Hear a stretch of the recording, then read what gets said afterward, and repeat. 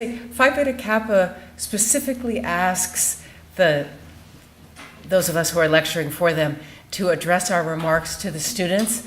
And so I pitched my lecture to a student audience, even though the students are not in the majority. Oh, hi! So I'll just talk to you guys up there. I gave a talk in California and was talking about the students, and then at the end of the talk, a bunch of faculty asked the first questions, and then afterwards someone emailed me and said, students really should ask the first questions. So, okay guys, you're gonna start the Q&A. So tonight I'm gonna talk about the Silk Road, A New History, and I wanna start with a map just to tell you where I'm talking about. I feel free to move. The setup, the AV setup isn't perfect with the slides, and there's certainly seats closer to the slides, and you can move your chairs closer because a lot of the talk is about images. And the Silk Road, I'll be explaining to you that I don't think the Silk Road connected China with Rome, and the part of the Silk Road that I'll be talking about tonight is mostly the northern route around the Taklamakan, and then also the southern route. The Chinese capital is off the map over here, and then the route moves west into probably, I think, well, this is a good map here, the inset map. I've been giving talks on the Silk Road for a long time, and one time somebody in the audience came up and said, "You must show us the ocean. We have no way of knowing where you are if you don't show us the ocean." So the purpose of this sliver here is this map here, is to just give you a sense of where we are.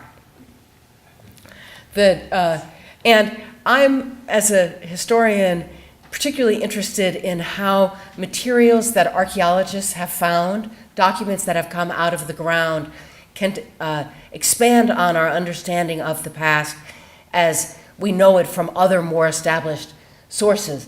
And all historians are always interested in under what conditions were a given source produced. And I'll be talking a lot tonight about a distinction that a French historian named Marc Bloch made. He died in the Resistance in 1945. And Marc Bloch was a medieval European historian, and he drew a distinction between intentional sources that a historian sits down and writes, like a chronicle, versus a non-intentional source, which is just a scrap of paper that somebody may have written something on. An unintentional source can be doesn't have to be on a piece of paper. And because the Silk Road climate is so dry, we have a lot of materials that have been preserved that don't survive from other parts, I was gonna say of China, but really of Asia or Eurasia. And the documents that come out of the ground are sometimes intentionally placed there. If people were living in a village, say, and they knew that they had to leave because the village was attacked, they might bury the documents in a specific place, hoping to come back to them. But most of the materials that archaeologists find are unintentional, that they're just thrown away, and then they're covered up with dirt, or they're in a garbage pit, and then they survive to the present. And this is an outline of today's talk that I'll keep coming back to all these points, but basically the old view of the Silk Road trade is that Romans used coins to buy Chinese silk. At the beginning of the talk, I'll explain why I don't think that's true. And then I'm gonna add a third variable, so silk, coins, and paper, and talk about why paper is so important and how paper moves. It's invented first in China, how paper moves out of China along the Silk Road into Central Asia. The first person to use the word Silk Road was a German geographer, and this is a picture of him, Ferdinand von Richthofen. He's the famous Red Baron from World War I, was his nephew. And von Richthofen, so when I say he coined the word Silk Road, I mean that nobody living in the past used that term for any route. So nobody in China ever called anything the Silk Road. Nobody, I mean, it's a modern, well, modern, 1877, the students are rolling their eyes, a pre-modern term applied to the ancient past. And von Richthofen made a 5-volume atlas of China and drew one of the maps in this huge atlas, showed the Silk Road. And you can see it. I've highlighted it here in red. On the original map, it was a much thinner line. And von Richthofen, one of the things that he was tasked with doing was to plot a line to build a railway line connecting Germany with China. And I think that influenced his idea about the Silk Road, that he thought of it as a single line and not as a variety of routes. And so the view that he took, which I think was informed by his reading in classical sources, was that the Romans spent money, coins, to buy Chinese silks. And the most famous classical writer to write about silk is Pliny the Elder, and Pliny the Elder says different things about silk in different places. So in one place, he knows about silkworms, but in another place, he thinks silk is a plant byproduct. It's like a white fuzz that grows on leaves. And Pliny was extremely irritated that the Romans were spending so much money on silk, especially because it was transparent. You know, if you're going to waste your money on something, it shouldn't be, why waste it on transparent cloth, okay? And he also railed against other goods that were imported, like frankincense and amber, tortoiseshell. These were all luxury commodities that Pliny felt the Romans were spending their money on and were weakening Rome by doing that. And there are a couple problems with his view. The first thing is that the Roman government didn't collect any trade statistics, so we have no idea how much they imported of any of these goods. The second thing is that if the Romans had bought a lot of Chinese silk, you would expect to find a lot of Roman coins in China, and in fact you don't. These are the earliest Roman coins found in China. They're from the early 6th century, and they're so much, 500 years after Pliny, and you can see the holes on the side.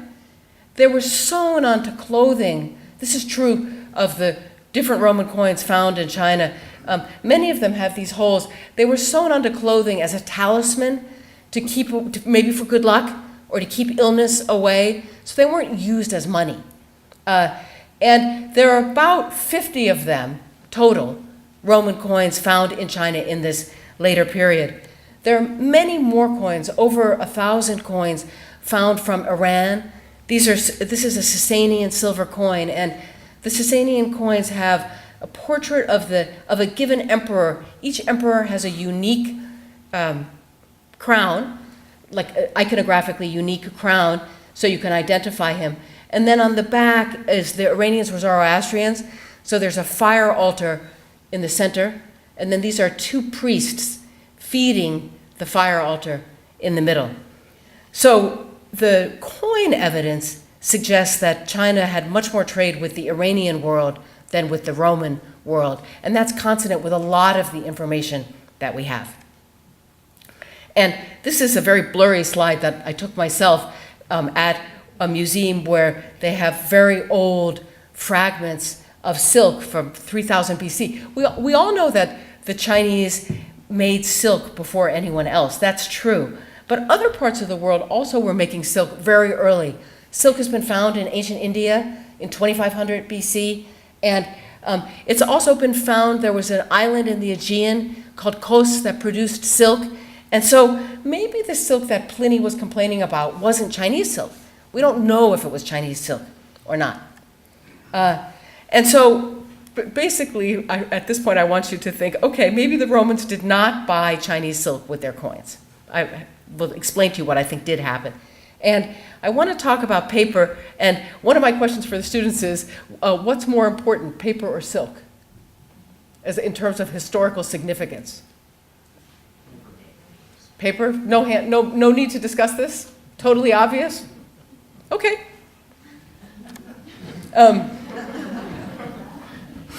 I sometimes give this talk. One time I gave this talk, and I was wearing a silk jacket. I'm like, okay, silk doesn't matter, and I took my jacket off, and my son, who was 11 and dragooned into being there, was like, why did you take your jacket off? What was the point being textiles? There are other textiles, right?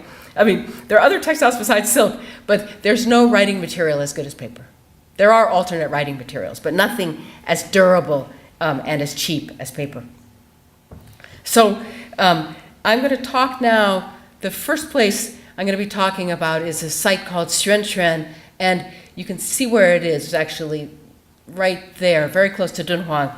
And I'm interested in Xuanquan because you can see the Chinese, you can see how paper was how it was first used when it was initially discovered. And the Xuanquan site has produced many wooden slips with writing on them. And this is what the Chinese used as a writing material before paper. They also used silk, but this was the primary writing material, and they tied them together. And from this one site, there are 35,000 of these wooden slips, and about 2,000 of them are dated. And these are, this is a scientifically excavated site, so we can see the layers of use. It was a garbage pit, so it's a good example of what Mark Bloch would call non-intentional materials. And you can see that, so there's a lot of wooden documents, and then 10 documents on silk, and 10 documents on paper. And this is one of the earliest ones. So this is about 100 BC, and you can see there's writing here. This is the Chinese name of a drug. And you can see that the paper was crumpled because it was used as packaging for the drug. The drug was a powdered drug and then placed in the paper and squished together. And the archaeological evidence we have about the first use of paper is that it was used primarily as a wrapping material.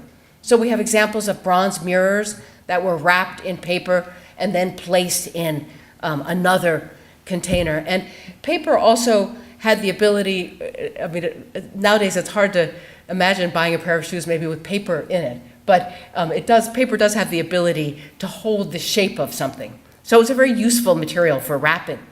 I just want to point out, because this sometimes comes up in this lecture, that if we have archaeological evidence of paper from the 2nd century BC, that means that the legendary inventor of paper in China did not invent paper.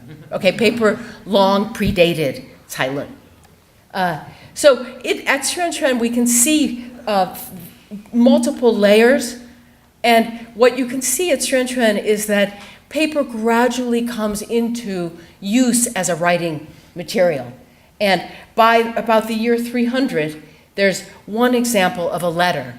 And that's about the date in central China that people were using paper as a writing material for letters and other things. So and I already said this, the Xuanquan paper is a good example of an unintentional source. Now, when we look at what's written on the Xuanquan materials, not on the paper documents, but on these wooden slips, there are records of envoys coming from outside of China and on their way into China to visit the Chinese emperor in the Chinese capital, which was farther inland. And the Xuanquan was a postal station. People changed horses there, these envoys coming into China. And they stayed the night and they ate food. And the soldiers who were in that garrison wrote down how much food the guests ate so that they could be reimbursed. So this tells us that some of the people traveling in this early period on the Silk Road were emissaries or envoys sent by one king to another king. And some of those envoys are trading on the side. These documents mention private horses. So those are non-state horses that the envoys are bringing in themselves and maybe hope to sell. And so there's always a blurry line with these people traveling on the Silk Road that their primary purpose in travel may not be trade, but some of them are engaged in trade. And you can see that in this early period. The second period is in the 3rd and 4th centuries, and this is when we can see the first interactions between people of different cultures. And there are a couple sites on the southern Silk Road that I'll be talking about Nia and Lolan. And the archaeologist who did the most work at these sites was a Hungarian named Aurel Stein, who later became a British citizen. And this is a picture he took at Nia. You can see we're in the middle of the desert. Historically, it was wetter. There was a river there that dried up. But this carving is covered with Indian motifs. And the local people wrote documents on wood using a script from India. So it's most likely that they came into what is now China, now northwest China, Xinjiang, from northwest India, from the Gandhara region. And Stein noticed that some of the materials were deliberately placed in the ground, so these were intentional sources placed there, presumably that when people left the village they thought they would go back, but they never were able to, and he found these materials at the beginning of in the early 1900s. And this is a kind of typical Nia document. It's got this script on it, which is called Kharoshti, and then it's got two seals on it, and one of them has Chinese characters, and one of them has a kind of Greek-looking face. I'm sure it's hard for you to see in the back, I'm sorry about that. But because these migrants to the Nia site came from the Gandhara region, that's where Alexander the Great had been, and the descendants of his soldiers lived there, and they used these kind of Greek-type seals to seal documents. And there's no paper yet. This is the 3rd and 4th centuries, but we're farther to the west. Paper has not yet moved out there. And so people had this very ingenious system of documents of two pieces of wood that they tied together and then sealed. And they wrote the contents of the document on the outside. And if you look at these materials, there are over 1,000 documents from this site. They have hardly anything to say about trade. It's a local subsistence economy. Most of the people are raising animals, and they're using grain and sometimes cloth as a currency to exchange different things. But there are 2 reports of people who were robbed when they were in this village, and they went to the police to report what had been stolen. And some of those goods sound like Silk Road goods, like pearls. Pearls in the ancient world came from Sri Lanka. So for the pearls to have traveled up to Nia shows you that I think one of the goods that did travel overland was small, lightweight jewels, because they were easy to carry. One of the big issues about carrying things long distance is just transport costs. And it was so hard to carry anything heavy over such a long distance. And when you look at these documents, so you see that people are exchanging grain or cloth for animals, also children. There's a sale of people. And then the main people who are using gold and silver are emissaries. So again, we see emissaries moving through this small village on their way to other places. And the emissaries are the most documented travelers on the Silk Road. That would probably be true today also. I think that if you thought about bureaucrats traveling around, that they would have to report every expense, that they might generate a lot more documents than somebody who's just traveling on their own. It doesn't have to fill in an expense report. So this is the only example we have of silk that was used as money, the only archaeologically recovered example of silk that was used as money. It dates to the 3rd or 4th centuries. It was originally one bolt of silk. It should have been photographed with the bolts connected. They look sort of golden, but they were originally white, and it's called a plain silk. It's a basket weave silk, so there's no special weaving techniques used. And a bolt of silk, the Chinese stipulated the length of a bolt of silk that could be used as money, and it was often around 40 Chinese feet, so a little bit less than 40 feet, modern English feet, like maybe 38. What von Richthofen didn't know was that silk was money also. So in this idea that the Romans used coins to buy silk, he didn't realize that the Chinese were using silk especially when they didn't have enough coins, and they almost always had a shortage of coins. So, and that's something we can see in the documents, is the use of silk as a currency. And silk has certain advantages over coins. When I give this talk, people are often, I think we live in a world where, well, we're so used to plastic or paper money or coins, it's hard to think of other things as currency, but coins are very heavy. Silk was lighter than the coins. The coins were more durable, but the silk held pretty well. It was, if you just used a bolt of silk and carried it from one place to the other, it didn't age that much, so it held its value. Now I want to talk about one very unusual group of documents that Stein found in this place here. He found it in, basically it was in the middle of the desert. There was a series of watchtowers that the military used, the Chinese soldiers used, and they would light a flame. They used torches to send signals if somebody was invading. And Stein found an abandoned mailbag that had 8 letters in it. And they're unusual Silk Road documents because they're actually by merchants, some of them. And you can see that the envelopes were written, this is an address written on burlap, but the letters themselves were written on paper. And what's interesting is that there are 8 letters, and they were written in a language called Sogdian. And Sogdian was the language of a group of people who lived in modern Samarkand, which is in Uzbekistan.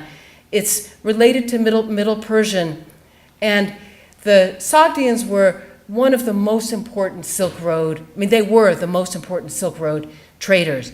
And some of these letters describe a merchant who's traveling in China and the different goods he has, and he's writing back to his boss telling him what he's managed to sell and what he's still carrying. And what's interesting about that, and I was going to say that there are about, I don't know, maybe 10 people in the world who can read Sogdian in the original. I'm not one of them. Luckily for me, they're all very generous, and they would try to help me. They fight. Every once in a while, I was going to say they fight with each other about what every word means, and every once in a while somebody has a breakthrough, and then the other 9 people will be like, oh yeah, you might be right about that. And so one of the debates is, there's just the Sogdian word for white is listed as one of the commodities that this man is writing to his boss about.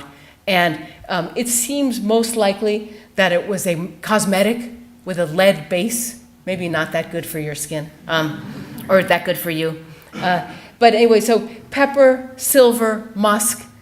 Again, these are all small, lightweight goods, right? That makes sense that someone is carrying across a desert that's punctuated by oases.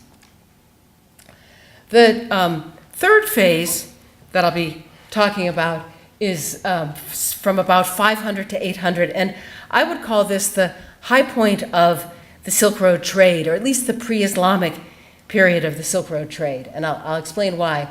And I'll be talking mostly, but now I'm going to be talking about Turfan, which is a site I was going to say that if you read The Lonely Planet, it recommends going to Turfan because it's really hot in Turfan. And so I took this picture. This is just the streets in downtown Turfan, and it's a grape arbor.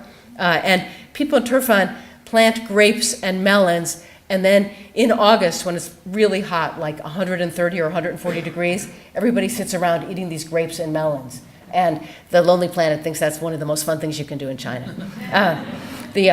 But that climate is very advantageous for those of us who are interested in what's preserved by what remains archaeologically. This is a picture of the Turfan countryside, and when you drive through, you see this is a brick lattice work, and inside the brick house, they dry raisins, and Turfan raisins are green instead of brown. So when you visit Turfan, people give you bags of green raisins. That's sort of a local trademark. They're also one of the when you go to China, you hardly ever see any above ground ruins. And in Turfan, this is the remains of a city that, an above ground city that was first built around 500 and then occupied till about 1300 when it was abandoned. And I was just going to say, you can see the city that this was the ground level. So they built up, they built walls, and then they dug down into the ground to make cooler houses in the summer. Now, what's preserved in Turfan, or actually next to Turfan, is a graveyard where there was thousands of people were buried, and a much looted graveyard. Stein was in Turfan, as I say, in the early 1900s, and when he arrives, he wants to hire someone to help him and tell him which tombs he should excavate. And this guy named Mashik volunteers and says that he and his father have been grave robbers for their entire lives, and he knows everything in the Turfan site. And he's developed a unique technique for finding coins, the silver coins that I showed you at the beginning of the lecture, the Sasanian silver coins. His unique technique is breaking open the jaws of the dead, because the dead often the living placed a silver coin on the tongue of the dead before burial. These are silk flowers, artificial flowers, that date to about 600, and when they came out of the ground, the colors were this vivid. They've since faded, and they have a few strands of hair in them. So it seems likely that they were used as a headdress, maybe for a festival to welcome the spring, which is a typical thing in the Iranian world, a big festival. There's a lot of, I always want to say petrified, but it's desiccated. This is bread, and you can buy this bread on the streets of Turfan today, but this is from about 600 or 700, Middle Eastern bread. Everybody's favorite slide is the wontons and the jiaozi that are from 600 or 700, again, buried as food for the dead in their next lives. Now, Stein was a very methodical person. He did not excavate using modern archaeological techniques. He rewarded his men if they found anything particularly valuable. So that encouraged more sort of rapid digging than careful scientific excavation. But when his diggers found things, Stein was meticulous about recording them. And this is one of many pages in his archaeological reports showing things he found in this graveyard at Turfan. This is a paper hat and a paper banner that unrolls. And then this is paper cutout, and then paper shoes here. And the people of Turfan buried their dead using these paper clothing. They probably did this in other parts of China, and the local climate just is not dry enough to preserve these materials. If you look here, you'll see that there are some characters, and here's a detail of a shoe for the dead with writing inside it. So this is a great example of a non-intentional source, right? People want to make shoes for the dead. Paper costs enough that they choose to recycle something that has writing on it, rather than use new paper. But it doesn't matter to them what they use. And then the archaeologists who've worked on these materials disassembled the shoes, and you can see here the needle marks from the edge of the shoe, and then so this is two different shoe soles, right? The toes here and the toes there. And this is an order a royal order to buy an orchard. A lot of the Turfan documents have these kinds of missing gaps in the text, and so sometimes the things you most want to know don't survive. This is the rare example of a deliberately preserved document, an intentionally preserved document that was placed in the ground. One person was buried with 14 contracts. This is the full text of a contract for the loan of money.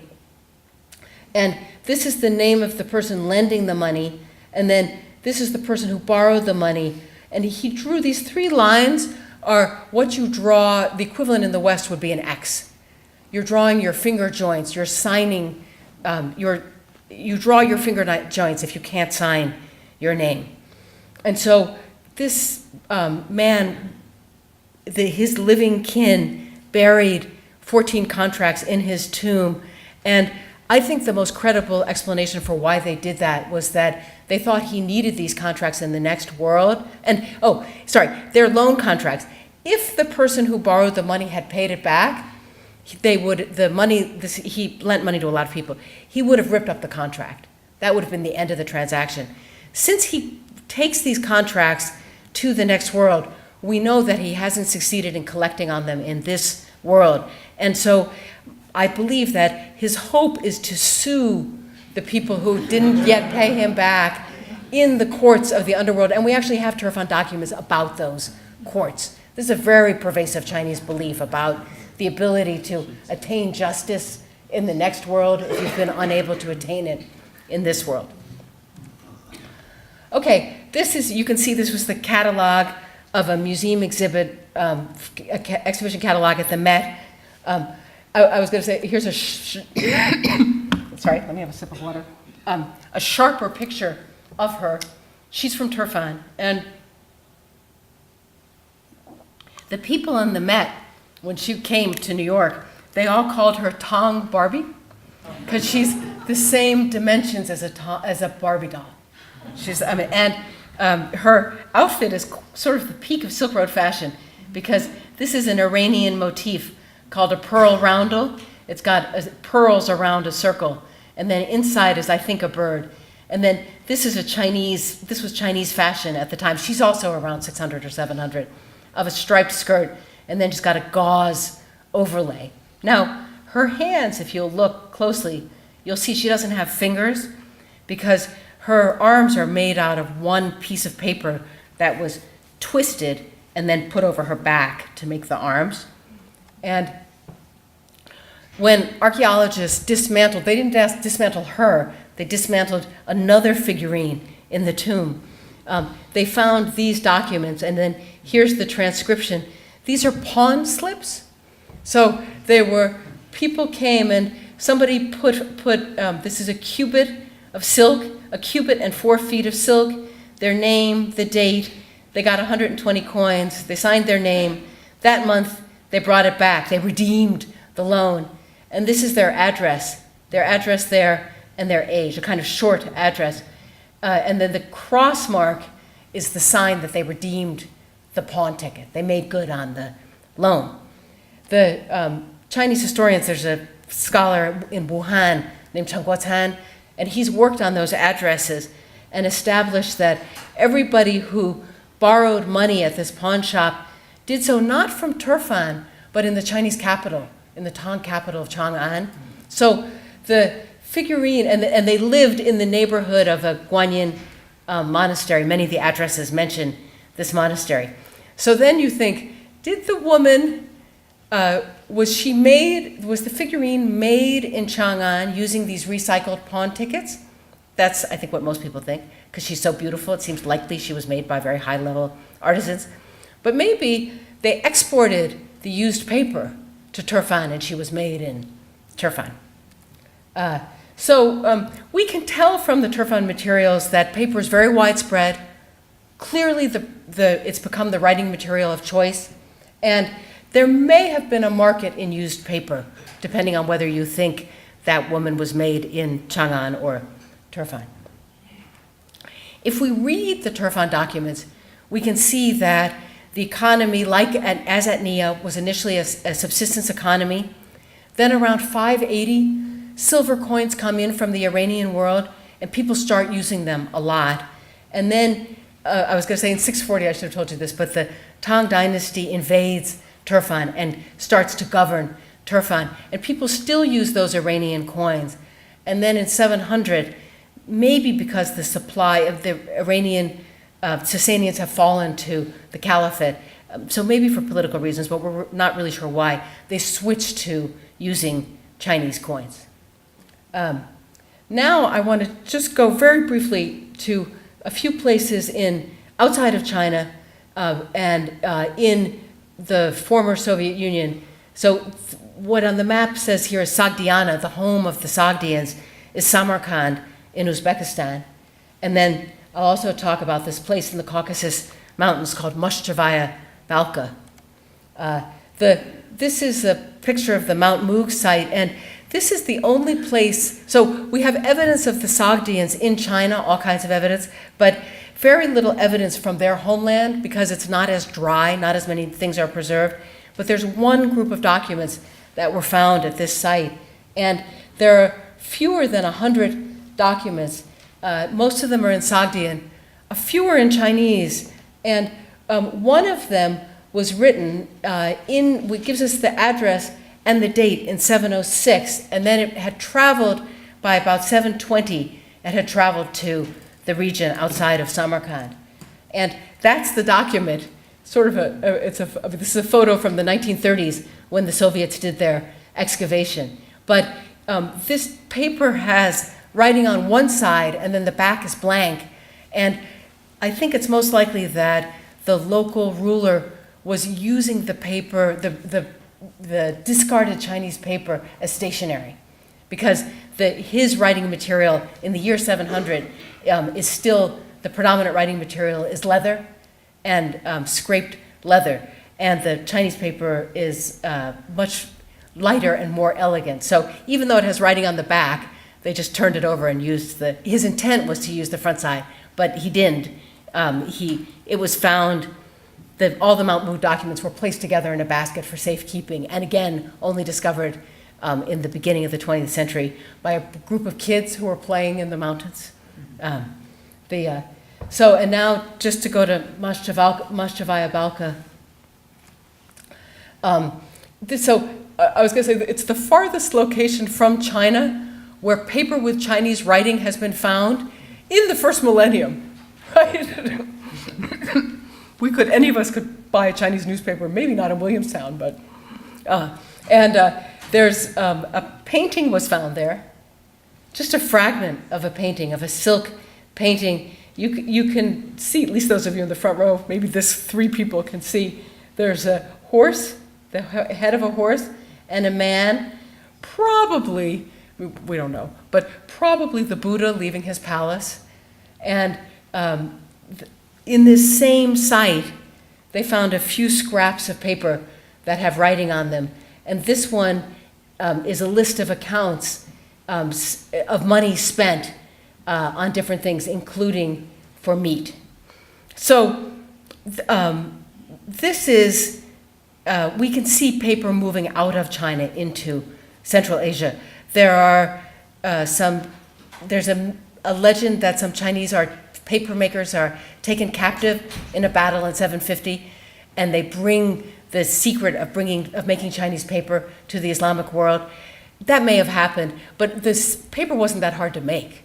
So the technology for making paper, of pounding fibers and laying them on a screen, is just gradually moving outward from China into Central Asia. And by 800, there are paper factories in Baghdad. Now is the last part of the lecture. It's just about Dunhuang, which is right next to Xuanquan, that first site I was telling you about. And the Dunhuang is the Silk Road site with the largest amount of material. About at least 40,000 documents were found in the Dunhuang cave, 20,000 in Chinese, 20,000 in Tibetan. It just dwarfs the scope of anything else found on the Silk Road. And this is a picture that Stein took.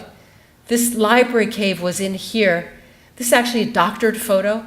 He transposed these shots of these scrolls here from a different photograph onto this cave here. And this is some of the documents that he found were in very neat bundles and they're cataloged. This is like a call number on the outside of this package saying which category of Buddhist text they were. But the Dunhuang cave contained a lot of other materials, sometimes on the back of Buddhist texts, sometimes on scraps of material, just a huge amount of material that's both secular and also religious. And one of the most informative documents we have about the Silk Road trade is about a shipment of silk that the central government sent up to the region near, not to Dunhuang, but to Liangzhou, a place so 700 kilometers east of Dunhuang.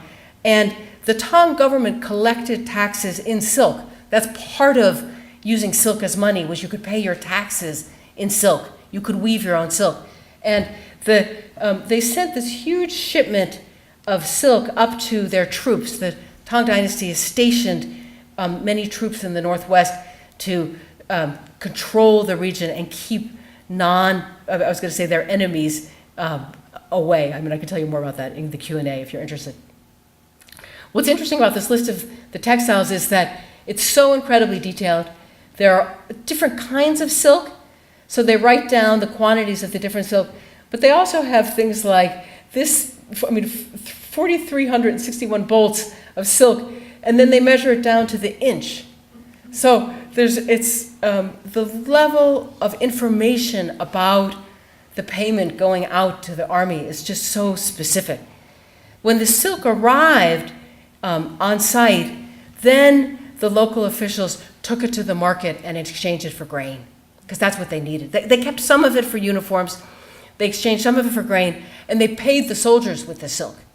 So when we talk about the wealth of the Silk Road, one of the things that's going on is the Chinese government is paying its soldiers who are stationed in Central Asia. And we have documentary evidence, not from the Silk Road, but from the official histories about the extent of these payments. And there was a rebellion in China in 755, and one of the immediate effects was the central government stops making those payments. So if you want to think of a typical Silk Road transaction, that's one I want you to think of, is just the Tang government sending thousands and thousands of bolts of silk up to support its armies. And the other thing after 755 is that their coins completely disappear. It's an economy that functions only by exchanging silk and some other textiles. Cotton is coming in, wools are coming in, and grain. And even though nobody has any coins, everybody has paper. Paper has become totally widespread and available. And one of the other documents in the Dunhuang caves, in a language, the Sogdians are gradually giving up their own language and starting to speak the language we now call Uyghur. And so there's a group of documents in this transition language from Sogdian to Uyghur called Turco-Sogdian. And it's about one man who travels on a pretty small circuit. It's on a triangle about 100 kilometers, so it's 60 miles by 60 miles by 30 miles. And he's got plain white cloth and red dyed cloth, and he trades the white cloth with local textile producers in order to get red cloth.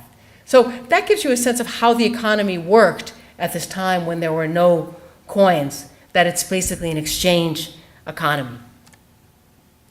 Okay, so if the Silk Road was not, I was going to say, somebody at dinner said to me, like, what makes your history of the Silk Road new?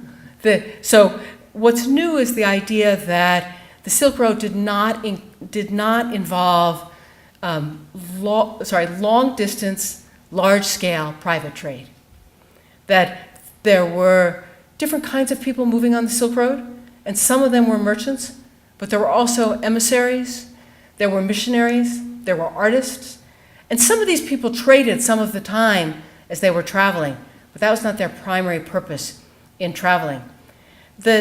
I think the real significance of the Silk Road is that, from the Chinese point of view, it was the first time they learned about another society and really systematically learned about India because they were so interested in Buddhism. And one estimate is that 35,000 new words entered Chinese from Sanskrit. A lot of those words are Buddhist terms, but some of them are just like the word for moment.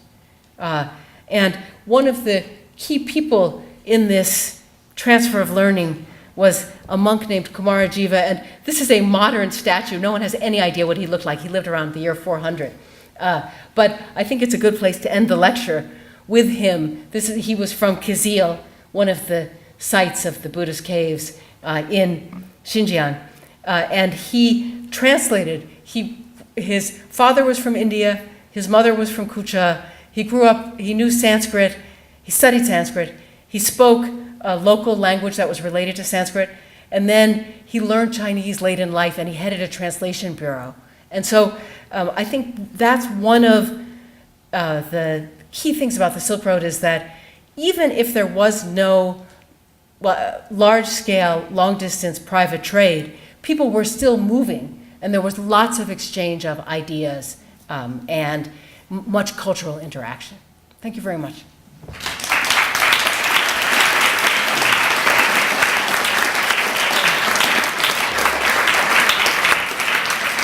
So, students, have you got your questions for me?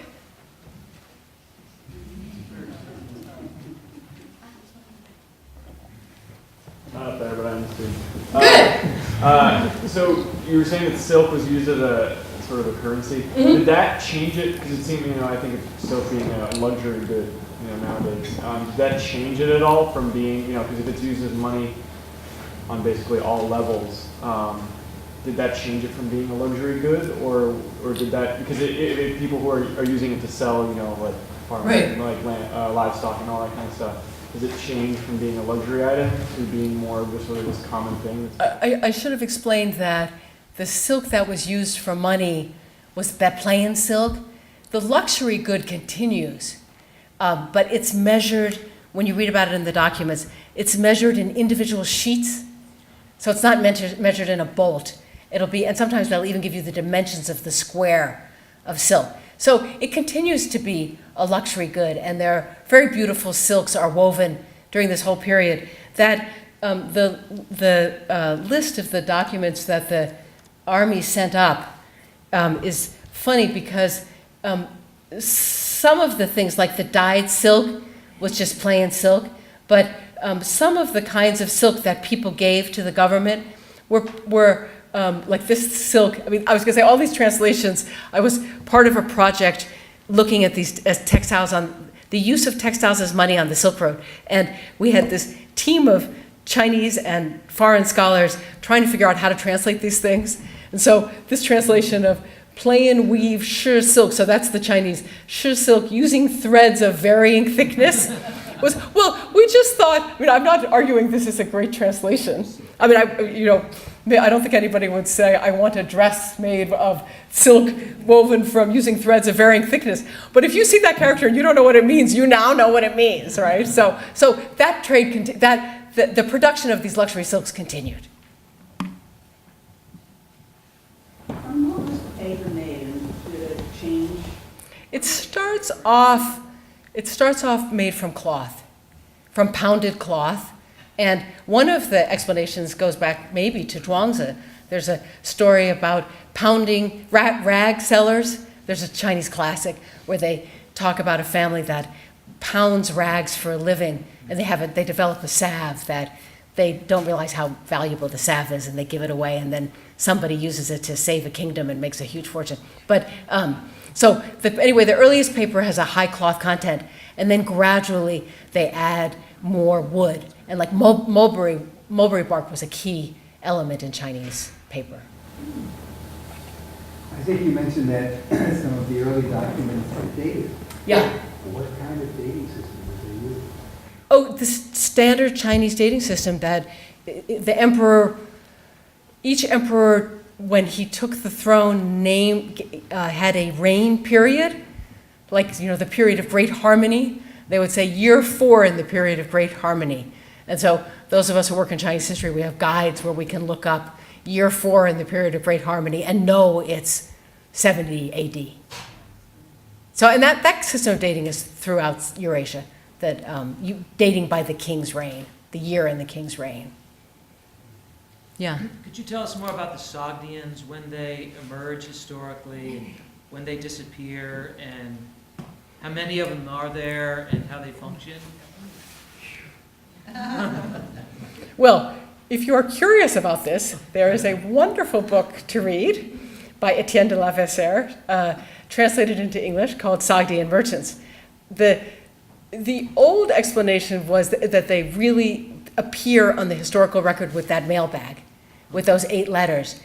Since then, there's been some clay tablets that have some evidence of Sogdian, that just like a few letters that seem to, based on the shape of the letters, Nicholas Sims Williams, who's the guy who knows the most about this, he dates them ahead of these letters. So, and I was going to say the Sogdians are famous because Alexander the Great fights them, right, with Roxanne. He marries Roxanne, and then he fights the Sogdians. They offer such ferocious resistance to him. So we know they exist from the 3rd century BC.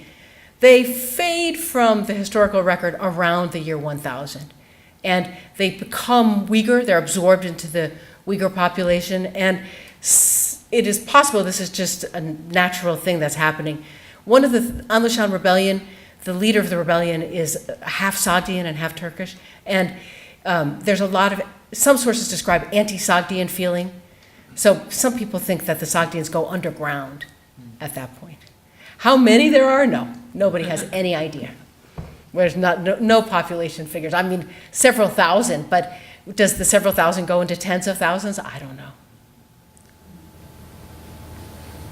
So this popular notion of thousands of miles being traveled by private, for-profit merchants with caravans of camels and tents, and it's very minimized or non-existent. Well, I was going to say, so I thought you were going to say to me, where does it come from? And I can't answer that question, but that is a really good question. And there is someone named Tamara Chin who's writing about that. I will say, I think a lot of my colleagues are skeptical about my view, but they even the people who continue to believe in the trade say, okay, it isn't documented.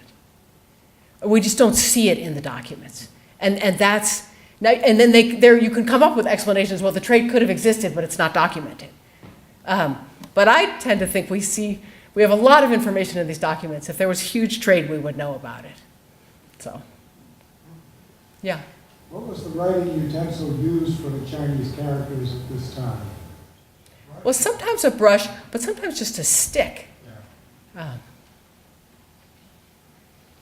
Students, you're not? What was the plain silk used for if it wasn't used for luxury clothing?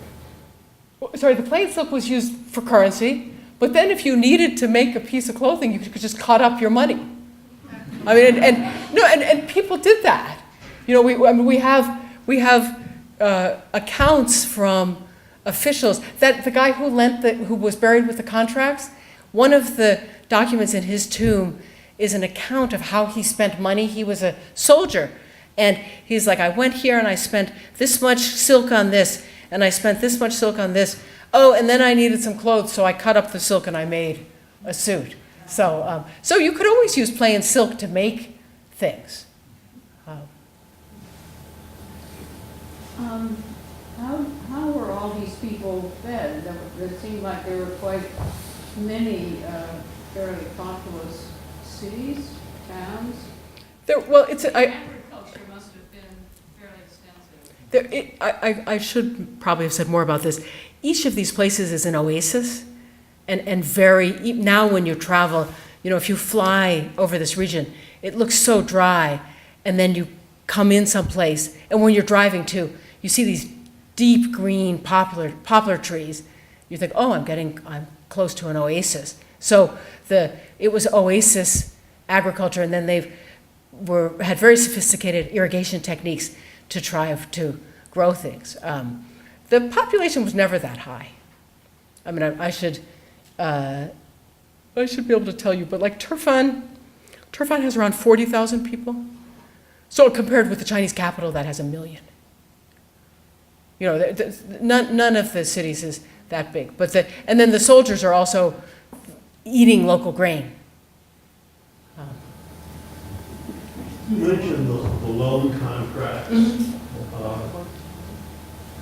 What was the mode by which the lender made a profit? How did they determine that? Oh, they specify the interest. And the Chinese government limited interest to 6 or 7% a month. But the Turfan contracts all charge 10% a month. And this would be, in other words, if it was silk that they were dealing with, then it would be that percentage additional silk. Is that it? Yes, and I mean, yes, and then, but there was, the different currencies were exchangeable. Sometimes people say, I don't have any silk, but I can pay you in grain. I don't have any silk, but I can pay you in coins. And they know the values, the exchange values. Yeah. Where did most of Stein's artifacts end up? Well, three-fifths should be in Britain and 2/5 should be in India. He published everything, and I was going to say, one time I went to a conference in Budapest, and there was a young Hungarian scholar talking about Stein's writing in Hungarian, very long and scientific presentation. And then all the non-Hungarian speakers, including me, are like, did he ever write anything in Hungarian that he didn't write first in English? The scholar said no, and we're all like, phew. So Stein published everything. Then when things were split between, because the government of India was his sponsor, and they paid for his expeditions. So things were split between Britain and India, and then the things that went to Britain have been divided into different places. So they're in the British Library and the British Museum. The things in India are in the Delhi Museum, but not as well cataloged as in Britain. So that's sort of one of the areas that maybe people will be doing work on in the future, tracking those things down. There's a question in the back? Yes. Were any looms found? Certainly pictures of looms, but I don't remember any looms. There's a museum in Hangzhou, the Silk Museum, where they've done a lot of reconstructions of looms and trying to figure things out. But I'm not the person who would remember. So they may have been found and I just don't remember. This looks like a pretty big shipment to me. Yes, absolutely. How many mules had to be fed and watered when this arrived in one of those towns? I don't know. I can't remember. The document is very long. It might actually tell us that, but probably several hundred. Maybe that was a limiting factor, too, in the size and also the number of people in Old Khotan. Right. It would have been so small, it's not much of a market. Well, the government had a big issue staffing these mule trains. And originally they tried to, but it's funny, they wanted to do it themselves, and then they end up having to outsource. Just like, you handle that. And I think the Sogdi, sometimes they look to the Sogdian merchants. You guys get the silk up there. We can't handle it. Yeah. The period when coins fall out of use, does that correspond with political change or political instability? It's the after the Anlushan rebellion, and so the central Chinese government is trying to put down this rebellion in central China, and they just can't pay their troops. And I think that's one of the key factors in the drying up of the coins in this region.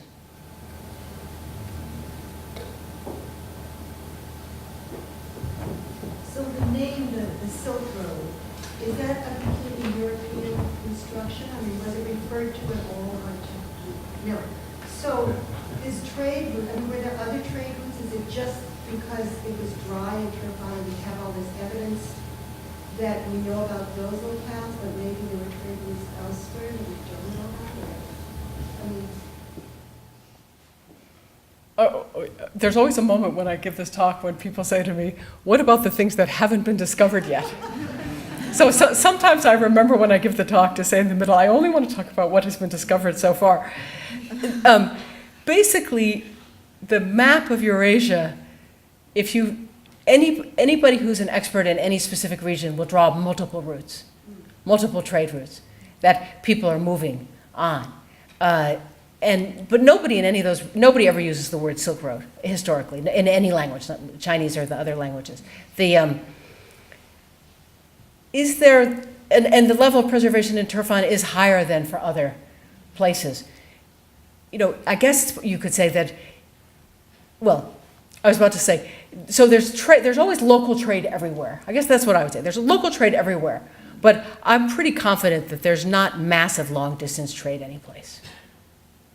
I mean, even if with the different problems we have of preservation.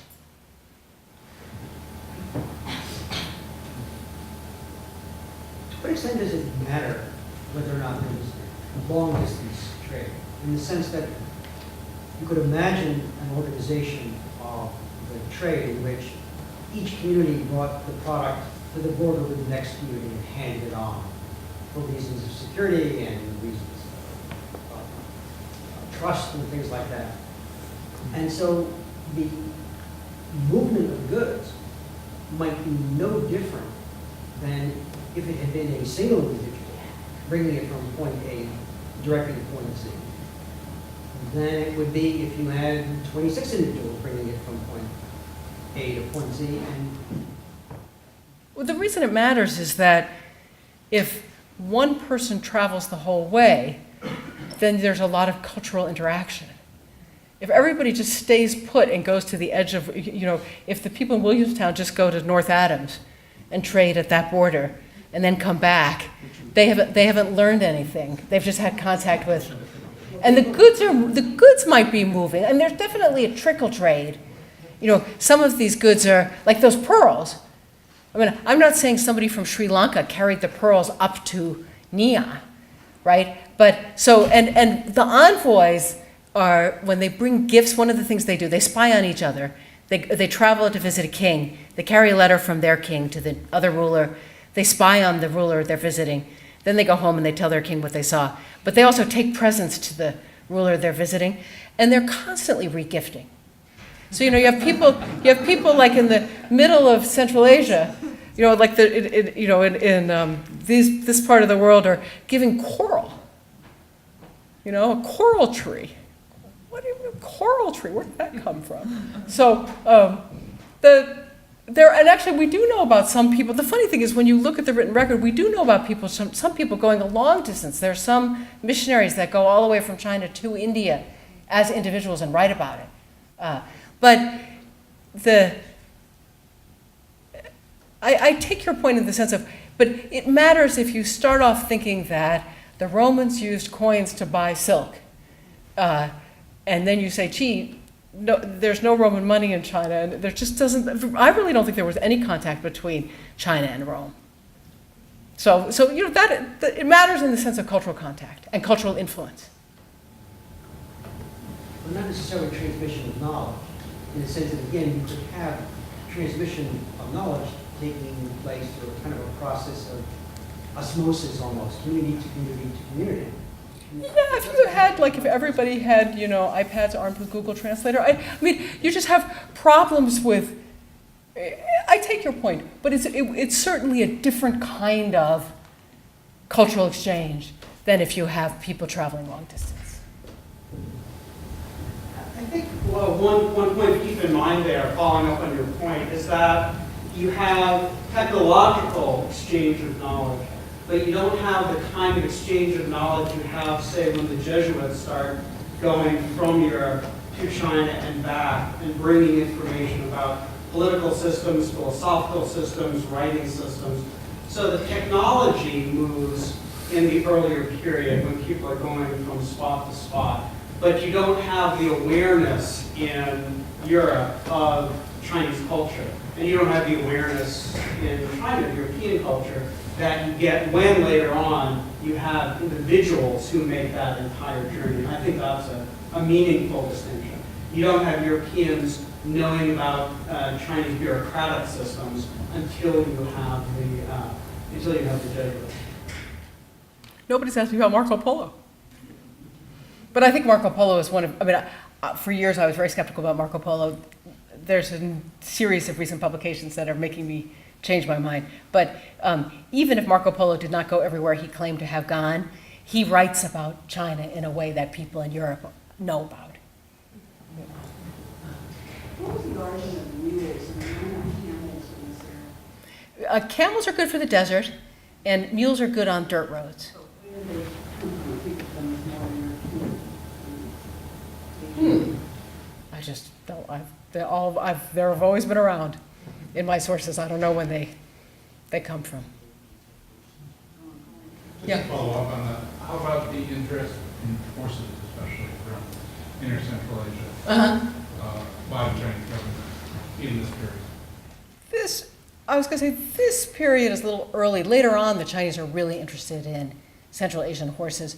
The Tang Dynasty has enough Turkic background that the horse is not they have no problem sourcing horses.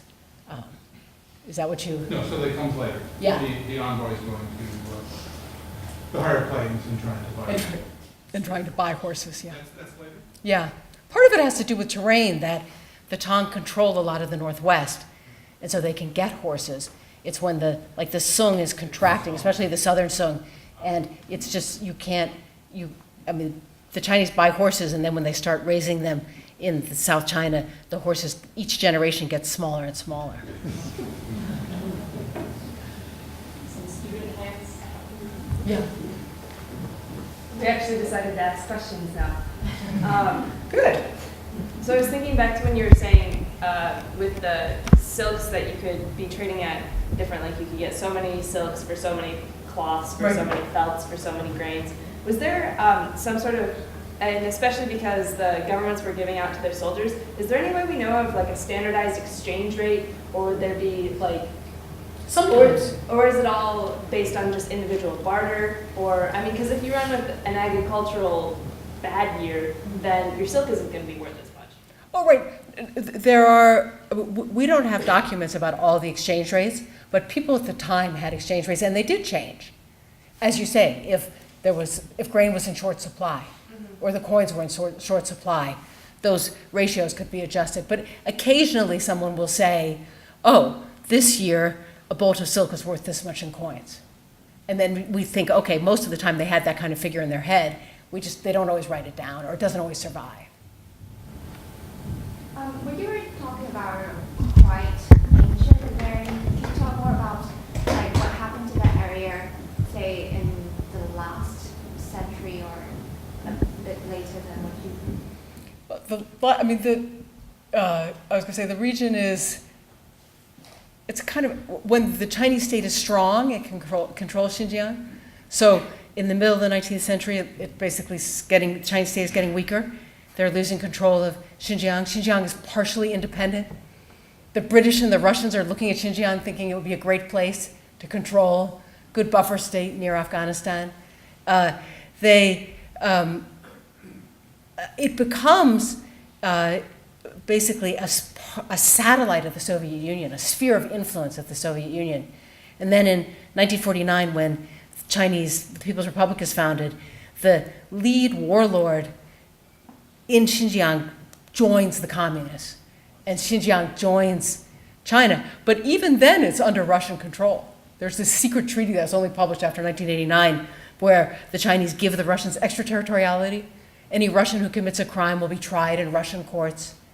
So the people who live there now are called the Uyghurs, and their ancestors are some of the people writing these documents. Sorry, my question was more about like how, was meant to be more about how, so the Silk Road trade, as you presented, like, so did it die out, or? Oh, I was going to say if you believe the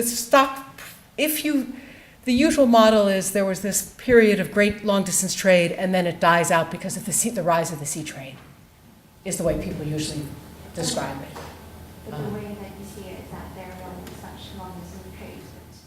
I don't see that much change. So I think there's always local trade. I think the local trade continues. I don't think the sea trade has that big an impact on the region.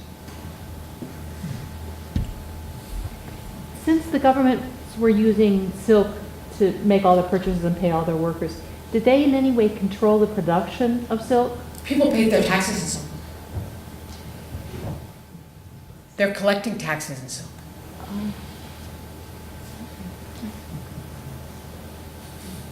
You mentioned it's, at least early on, paper was made partly from mulberry bark. So is there a tie between silk production and paper production at some point? A tie? Oh, that's interesting. I mean, you could, I think you could, I don't think people made paper from mulberry leaves, so they were feeding the silkworms with the leaves and using the bark for the paper. But I could be wrong. Could you sort of like the owner of the plantation, could they be Yeah.